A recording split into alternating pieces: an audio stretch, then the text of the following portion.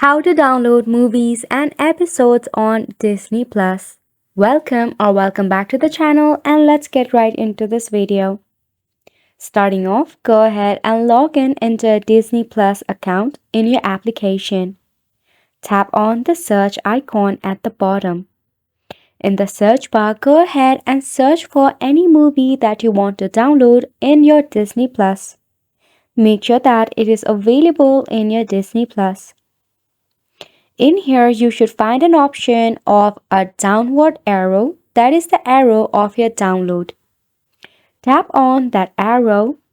Then once it is completely downloaded, you can find the movie in the download section at the bottom. Now similarly, to download your episodes, go ahead and search for a series. Select the series. Then from here, in your right hand side, you will see this download arrow next to the episode. Just tap on the arrow.